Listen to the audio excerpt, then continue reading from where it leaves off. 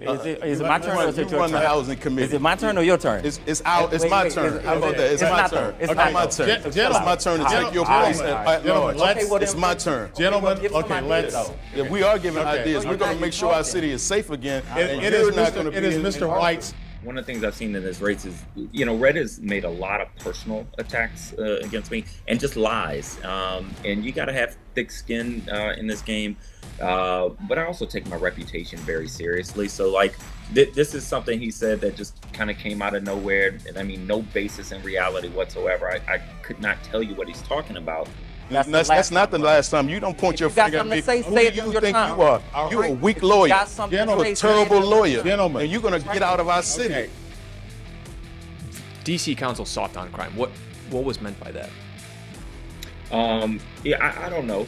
You would have to ask him or Trump or the Republicans who also use that line. I'm going to say it like this. Members of Congress have already started paying off people like Mr. White. So I look at life. You will have a rebuttal. But we have a mayor, and it's not a secret. This isn't like a Robert White, conclusion. This is almost everybody in the city would tell you. Nobody has been able to work with the mayor.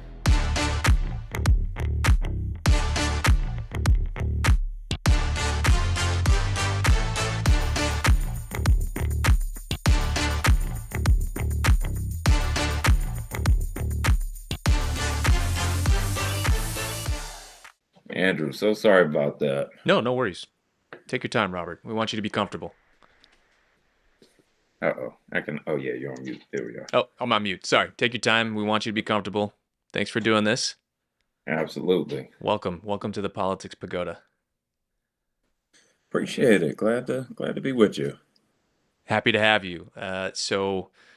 Just wanted to give you an opportunity to talk a little bit about the at-large DC Council race that's going to happen. So early voting happens on May 26th, and then the election is June 4th. That's right.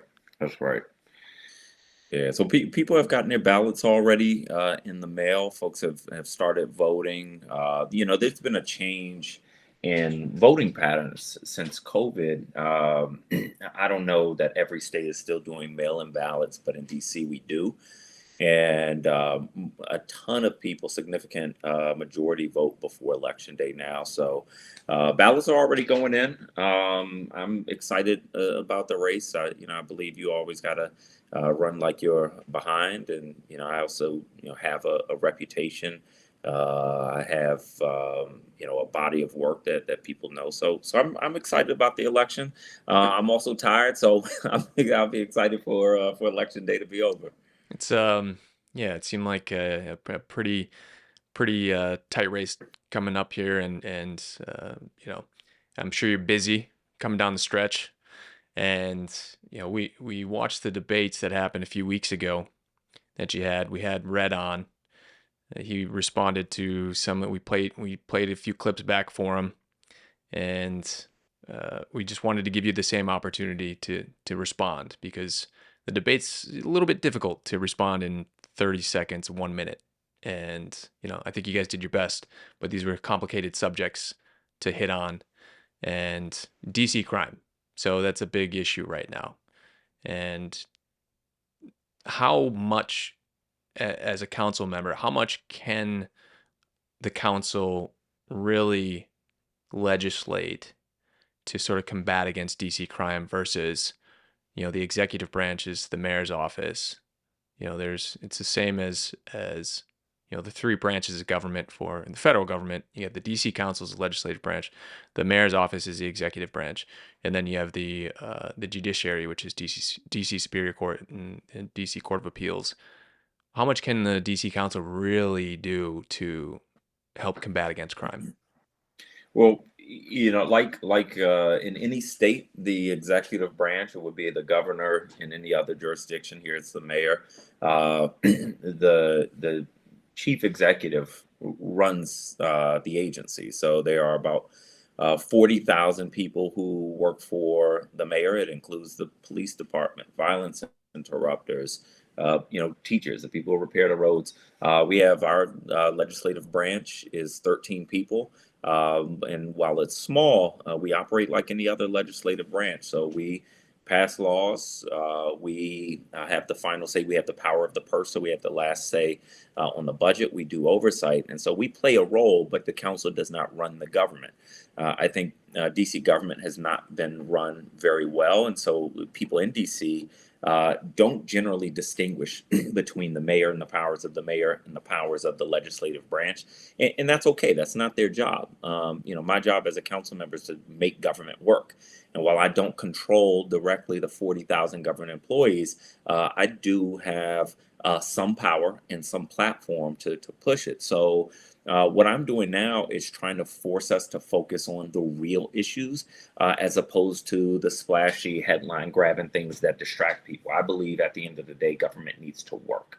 And so when we look at people in DC being really more afraid than they've been in decades about crime, and, look, I look over my shoulder when I pump gas because of where things are in the city right now.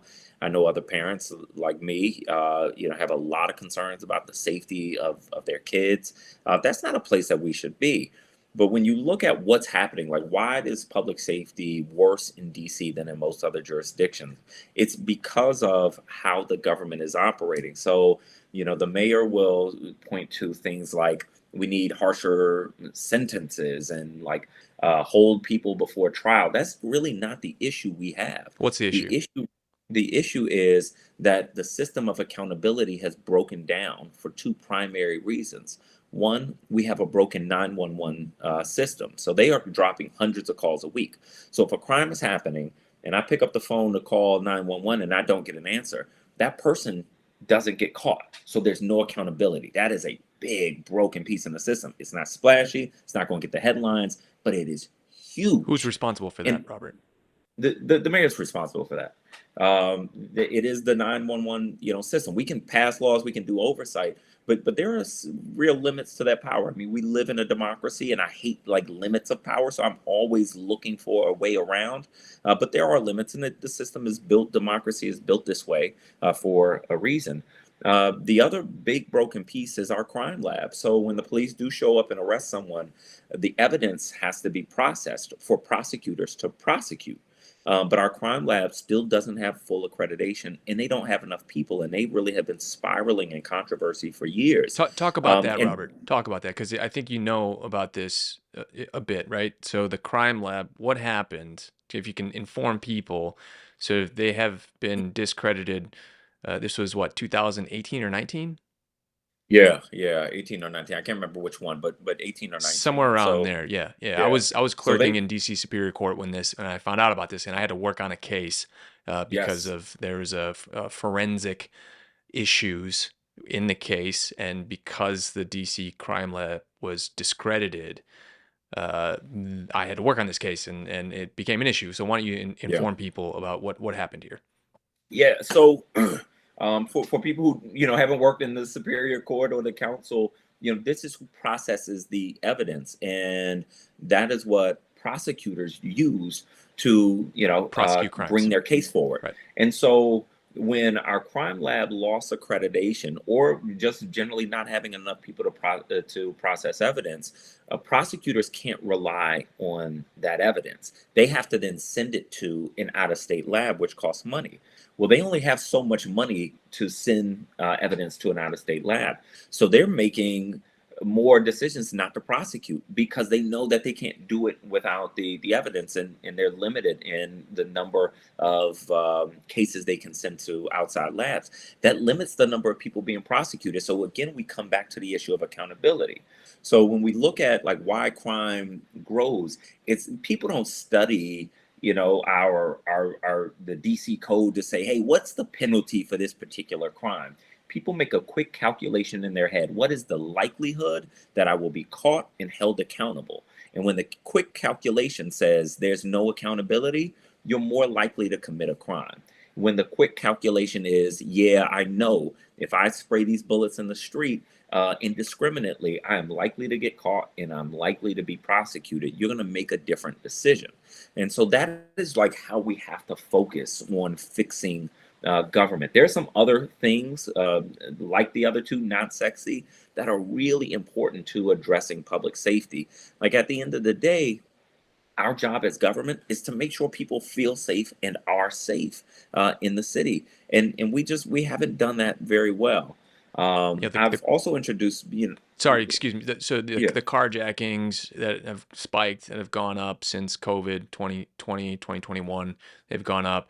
Murders in the district, we haven't seen these highs. They're over 200 a year, I believe. 2021, 2022, yep. 2023.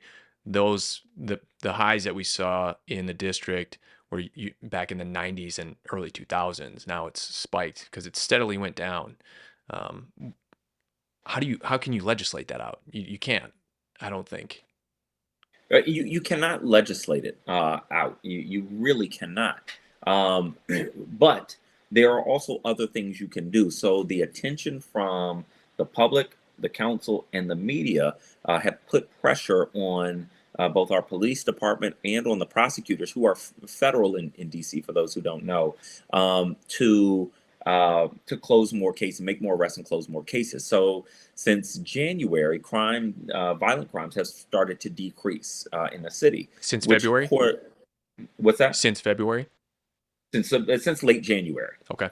Um, and the change happened when arrest rates and prosecution rates increased. Okay. Crime started going down. And who changed that? What's that? Who changed that?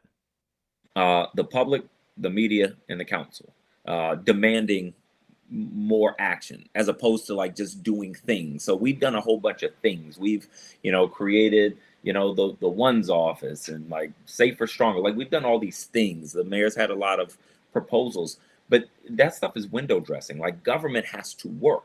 And at the end of the day, there's no way around fixing systems that don't work. And that's really where my head goes. Like I am a problem solver. I've had to overcome a lot of things in life, which means I've had to have a lot of practice and get really good at diagnosing, like, what are the problems, what are the biggest things that are going to fix those problems, and how do we get those things going. So that's what I do in my work, whether it's public safety, homelessness, education, mental health. I'm always looking to find what are the problems and what are the things I can do to impact the biggest gaps.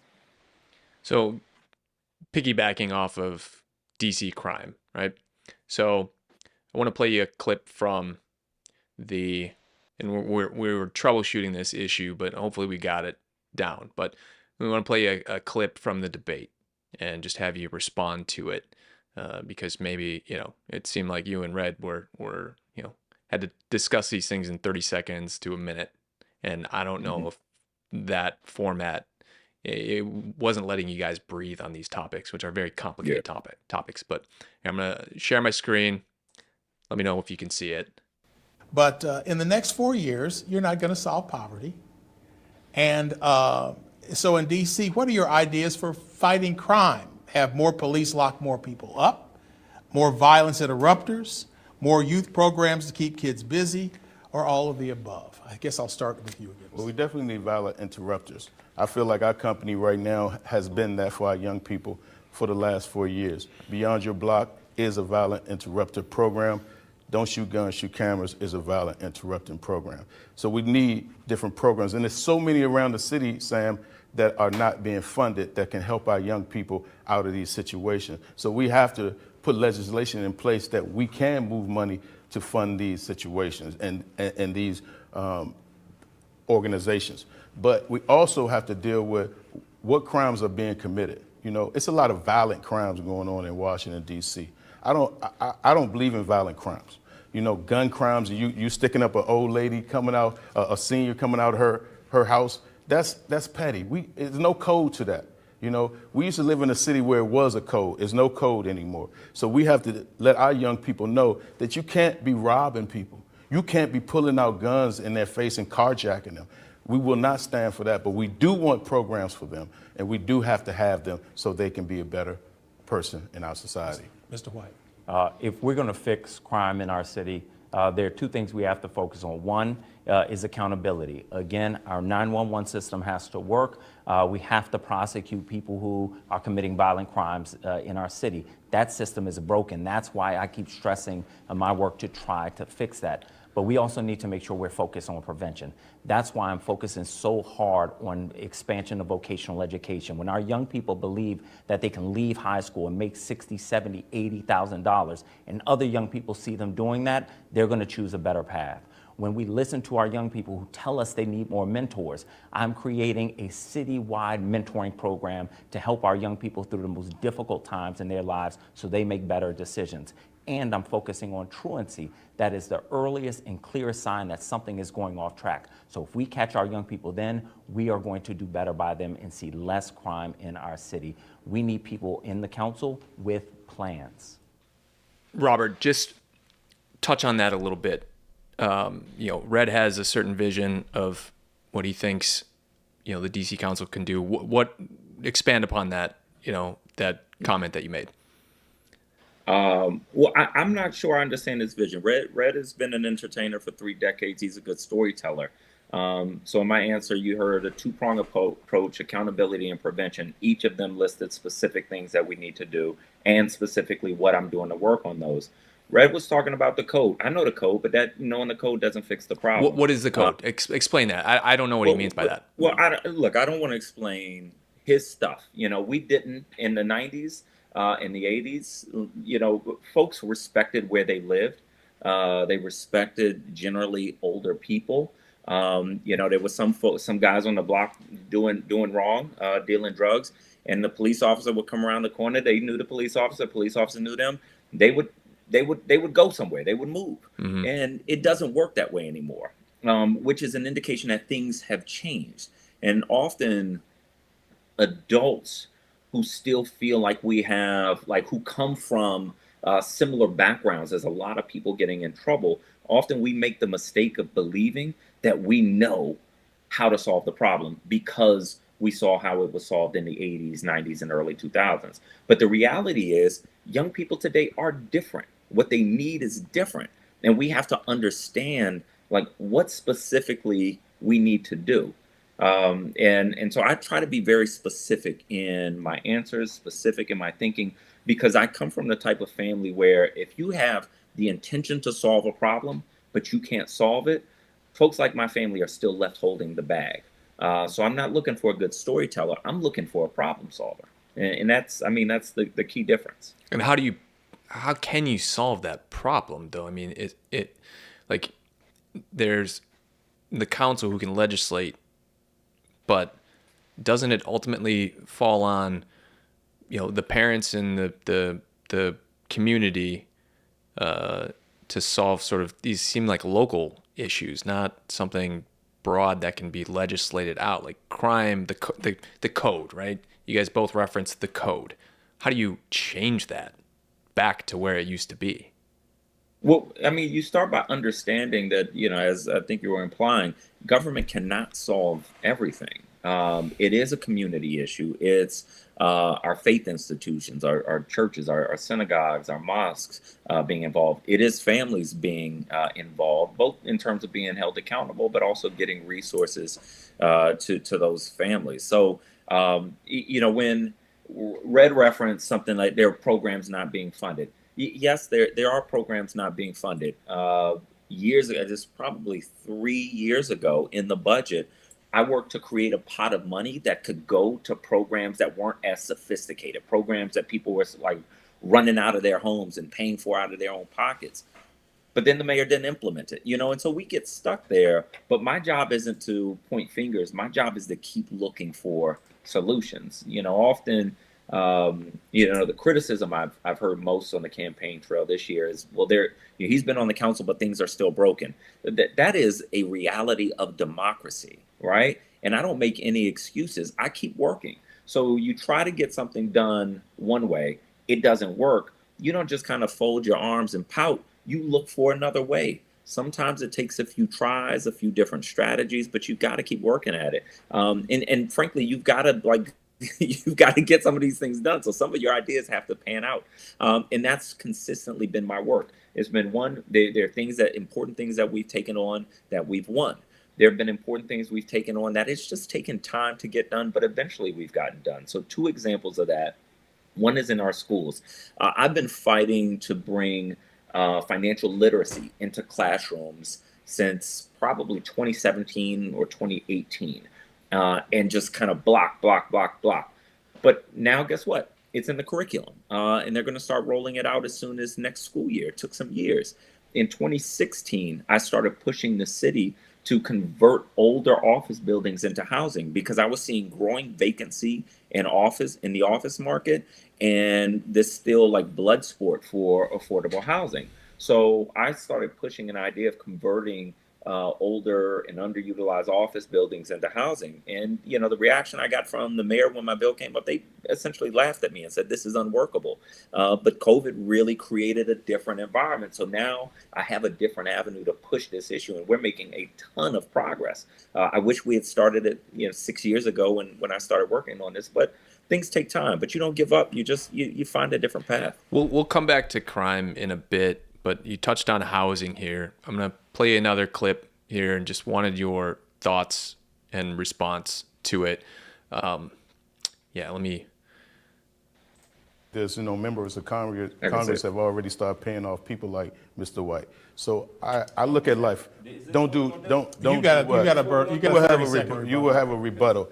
Yeah, they've been paying off Mr. White for a long time. So he himself understands what's going on. Just like he acts like he doesn't understand about affordable living. But statehood is really the question here. We're living in a city where we are not a state. So we're vulnerable to the federal government at all times. So they're able to come and talk and whisper in ears and get information that they shouldn't have. We have to have statehood. We have to fight now for statehood. Robert, what did he mean by that?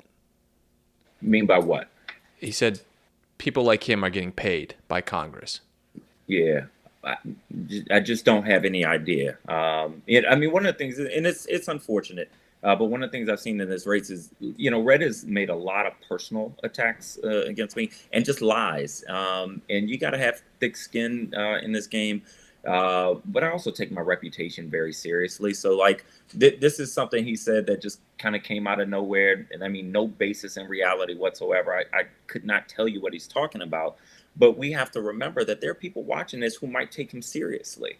And that's my reputation, So I had to say something there, but it's just not based in reality. He might as well said that I'm, a part-time elephant. It's just silliness, and I have to remember again, I'm debating. I've never debated an experienced entertainer before, and it's a different thing, But it was a reminder. I don't know that he takes this as seriously as I take it. I think it might be a role, but I don't know what the hell he's talking about. Okay, so let's talk about that a bit. You both couldn't be more different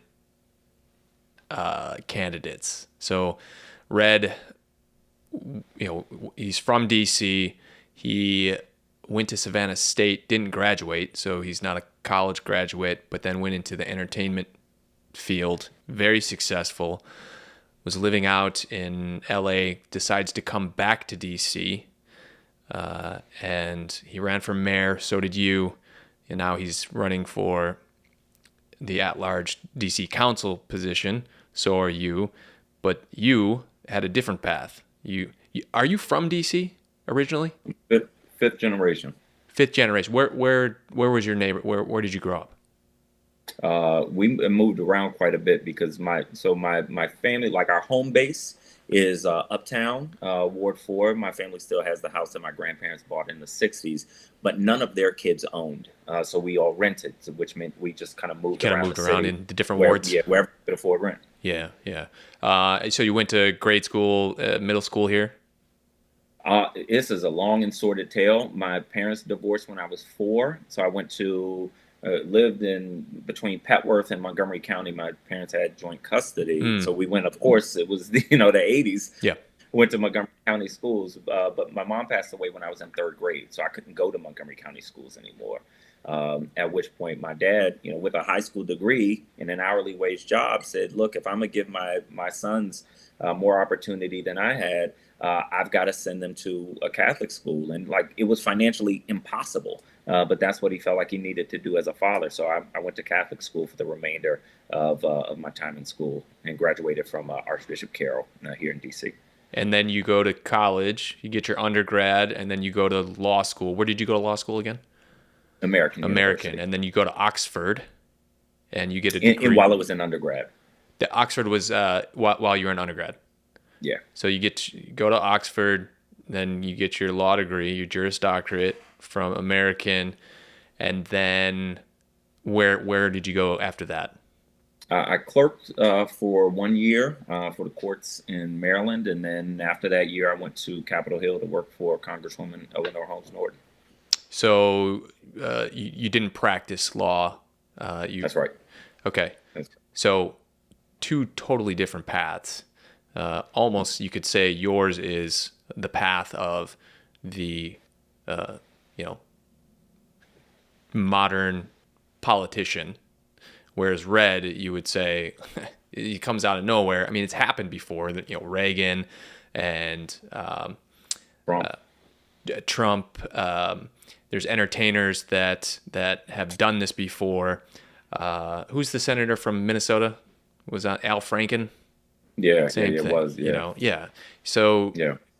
just touch on that a bit. Touch on the experience level that you have versus the experience level that Red may or may not have, but maybe people are looking, hey, I don't care if he doesn't have any experience in DC politics. We want somebody that isn't from that sort of pedigree. Yeah. Look, I don't care about anybody's background either. I want the best person who's going to produce results for the city. So, my experience, I've worked in all three branches of government. I've worked in the legislative branch, the judicial branch, and the executive branch when I worked for the Attorney General here in D.C. And I've worked for federal and local government, both in Congress and here in local D.C. government. That is my path. There's no one path. And in fact, this isn't the path I charted out for myself. I thought I would practice law for 10 years, make some money to pay back these ridiculous student loans. But when I was in my clerkship, I happened just, really kind of, by blessing, to find out about this opportunity in Congresswoman Norton's office. And, and I prayed on it, and I said, let me throw my hat in the ring and see what happens. And so, life and God really illuminated this path. But when you combine the experience of somebody who grew up in D.C. in a family that struggled, whose older brother, much smarter than me in terms of book smarts, went down a different road that led him to incarceration. As I was going through college and law school and working on Capitol Hill, we were dealing with this issue with my brother. What happened to your brother? I'm sure you've explained this before. That's enough. That's his story. I think that the high point is enough. But my brother and I are incredibly close. And just so people know, he's doing so well right now. After a difficult period in his life, we had difficult childhoods, and so like what he went through makes sense to me. After I mentioned I lost my mom in third grade, 3 weeks later, I was in a near fatal car accident. And it took me so many years to recover academically, to recover in terms of my confidence that I can succeed when everybody was telling me that I couldn't. And I've used that experience, like my life experiences with my professional experiences, create, this situation where that struggle intimately. Like almost everybody in my family is still in the struggles that I'm fighting for every single day. So I recognize the blessing to be in a position to help. And I got to face my family. I got to face folks at church, looking at this changing city and me being in a position of power. What am I doing with this time and space? I take that very seriously. And so it's not my professional pedigree that makes me good at my job. It is my life experience and determination to change the life experiences for other people. And so you could come from entertainment, you could be a lawyer, it doesn't matter how you get there, but you've got to be able to produce results for people at the end of the day. It seems both of you are very successful in two different fields, and both of you are family men as well. You have children, correct? Yeah, yeah, two girls. Two girls, and Red has children as well. I've talked to my dad about this, and my brother, who's recently just became a father, he kind of scoffed at the idea when I said this to him. But I don't know if I would vote for anybody that doesn't have children. You know, because why? Why would you? Because you're a good person. You don't have any skin in the game. So talk a little bit about that, because there are plenty of families in and around DC. There are single parents in DC that, for most of them, and this goes back to the crime, right? The DC crime. Most of them, they're just trying to wake up every day, do their job, make some money, and protect their kids. Yeah. So, I get having kids changes things. I would say that my godmother is an angel on earth, and she doesn't have any kids, but there are a number of people doing good in this world because of her. But I do believe that, like, having kids changes your perspective. When I joined the council, my oldest daughter was born 2 weeks after I won my primary, and we were looking for daycare, and that became one of the key issues that I took on in my first year in office, was expanding early childhood education, because I began to understand how important it was, how expensive it was, and how difficult it was to find childcare here in the district. So I co-wrote a bill that created the largest expansion of early childhood education in the nation. Now, the daycare center that both my girls went to, this was on Kennedy Street, which is, in the area I grew up. When my oldest daughter was going through, it was fine. It was much better than when I was growing up. But by the time my youngest daughter was coming through, it got so bad that at one point, the daycare had to send a note to parents that the kids couldn't go outside anymore to play or for walks during the day. Why was that? Shootouts in the middle of the day. Okay. Right? Yeah. Right outside of this daycare. And you better believe that, I care about what's happening here, but not just for my kids, but for kids around the city. Nobody should have to face this. Yep. And I deal with the other things that parents deal with, whether it's the school lottery or summer camp issues. Like, just having kids changes your perspective. It also changes me as a leader. I got a text. There was an event last night, and someone texted me to ask if I was there. And I was like, because like all the politicos were there. And I had a debate on Monday. I had an 8 p.m. community meeting in Ward 1 on Tuesday. And I was like, on Wednesday, I got to be home with my girls. So, it changes not just the job you do, but how you do the job. And folks who know me know, being a parent and a husband is top priority. Everything comes second to there. But those two things inform, how I work.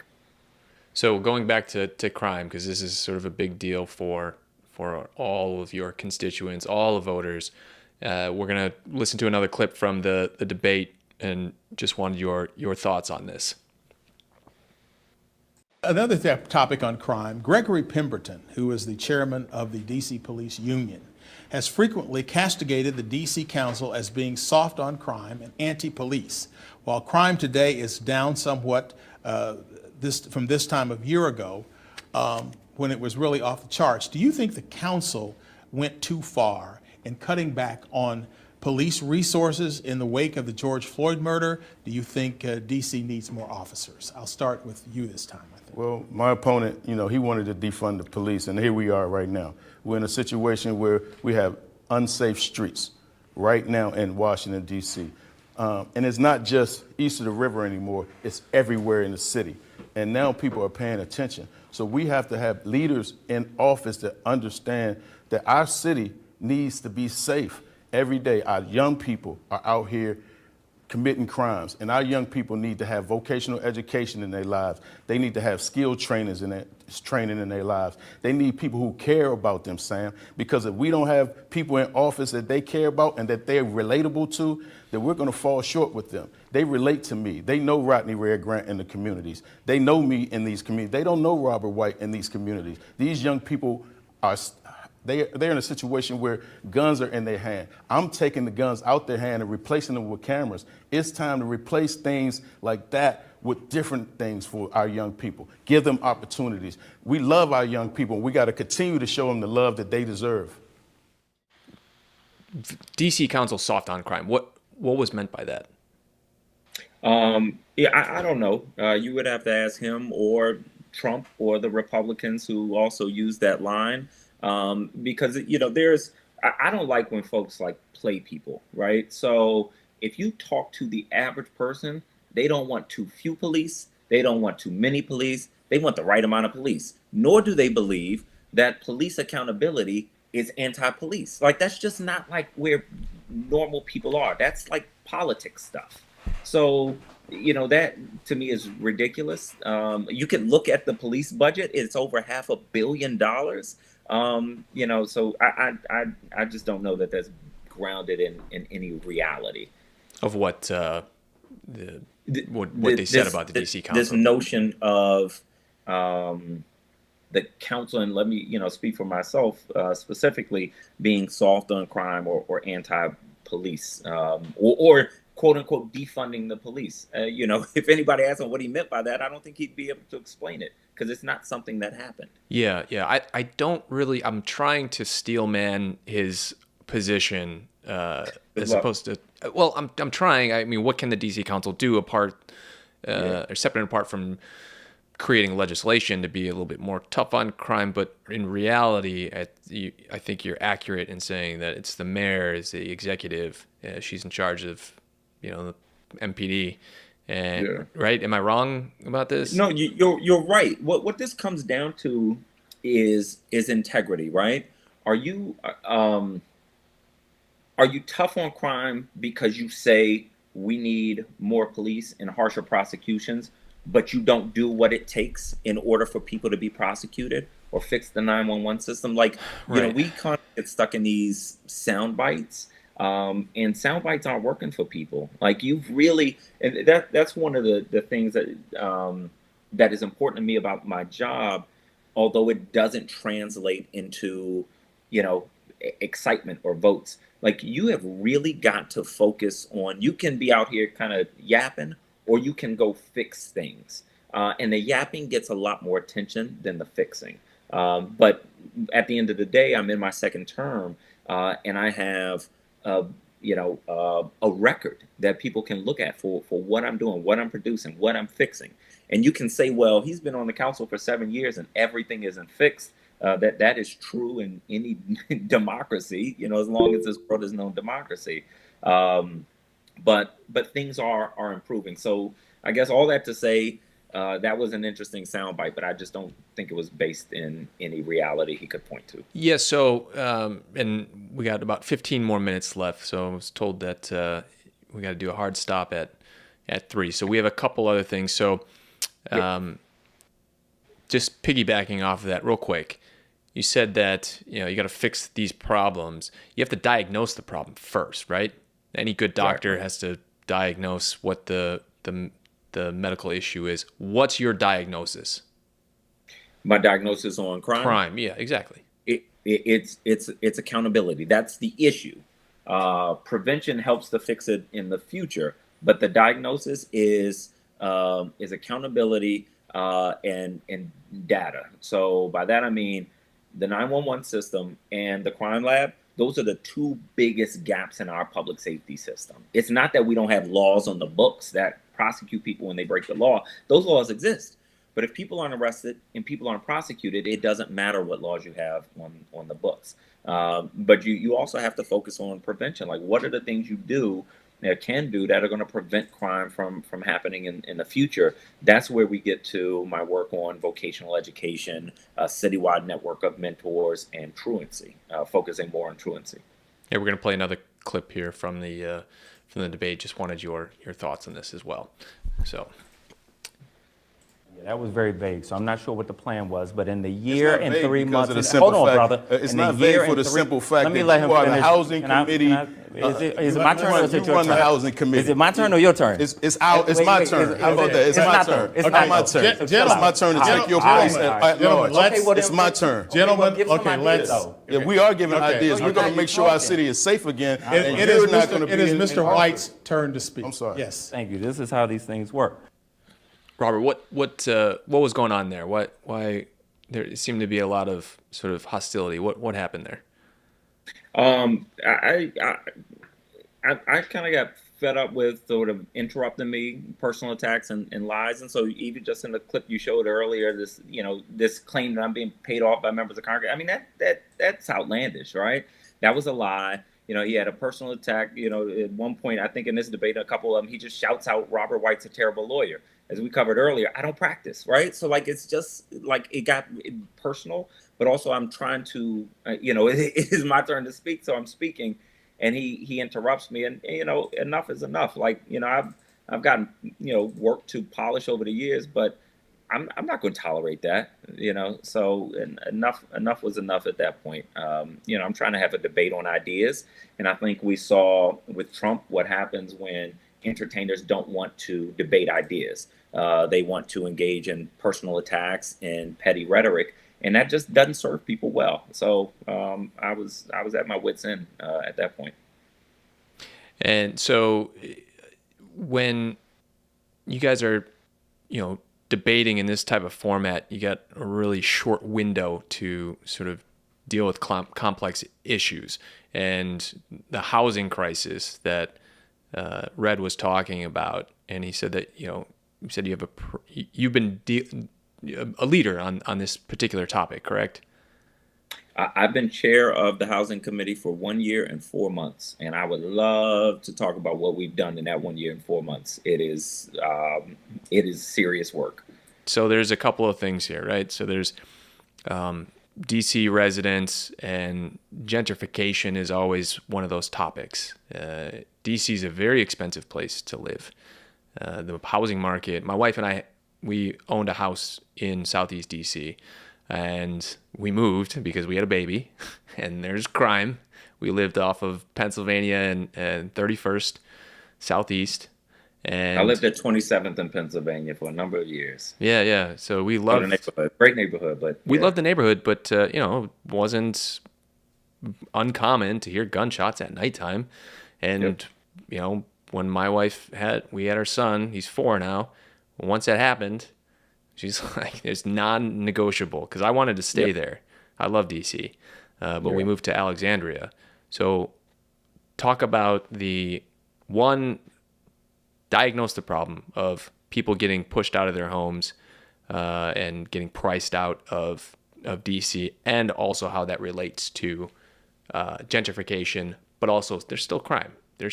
So it always comes back to this. Let me kind of drill down a little bit. When people talk about gentrification, usually what we are talking about is displacement of people. The other aspect of gentrification is more amenities come, so neighborhoods change. What people in DC want, they want the amenities that they've been waiting on, but they don't want to be priced out in order to get those. So they don't want new people to have to come to a neighborhood in order for that neighborhood to start to see those benefits. That's like a core issue for me. I mentioned earlier in this podcast, I'm a 5th generation Washingtonian, but almost none of my family lives in DC anymore. It comes down to just an affordability issue. So, when I looked at, I was approached by 3 businesses in Ward 8, not too far from where you and I used to live. And he said, hey, our building is going to be sold. And when this building gets sold, we're going to be evicted. These are like community-based businesses that have become a hub for local events. And so I kind of looked around to see what's something we've done here before that has helped in a situation like this. And I couldn't find anything. So I created something new. I had the city help those businesses buy their buildings so that the redevelopment could still happen. But if it happened, they would be at the helm. They would not be a victim of the redevelopment. They would be the drivers of the redevelopment, and they could keep the community hub. And so to have people on the council who can look at issues, diagnose issues, and then when you don't see a tool that will fix the issue, create a new tool. That's the type of outside of the box thinking that we need. The outside of the box thinking is what had me pushing for building affordable housing downtown back in 2016. That's what had me create a program that allows the city to purchase apartment units and limit the rent on them with a covenant, because that is quicker and less expensive than building new affordable housing. So there's no like quick fix or one tool that's going to fix the affordable housing crisis. Nobody in the country has figured it out, but we're creating new tools here in DC and trying our best in what is a government that is not working as well as I would like, but trying to make those new tools work. So touch on so you get gentrification, right? But then a lot of the times, I know this issue. So when I clerked in DC Superior Court, I did landlord-tenant cases. I couldn't stand them. They were very, very difficult. There was a course correction in the DC Council passing legislation because the slumlords in the 80s and 90s, DC Council passed some legislation to sort of sway the balance back over to tenants. But then you have some tenants taking advantage of that. So can you speak about sort of where affordable rent is versus, tenants that are abusing sort of maybe some legislation that the DC Council has passed, sort of being more favorable towards tenants? Yeah, I mean, like with most things, it's a balance.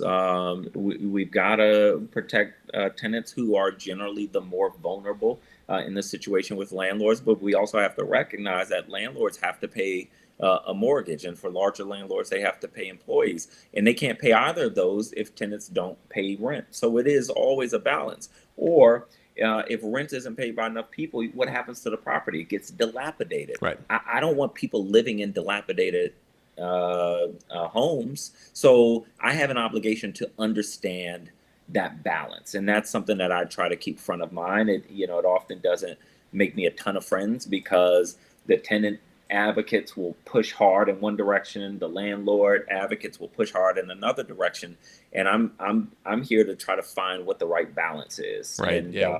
One of the judges that I clerked for said there's no magic bullet. You can pass legislation, but he's like, there's no magic bullet in legislation that's passed. There's just intended consequences and unintended consequences. That's it. Yeah. That is it. So here, you got to account for as many of those as possible.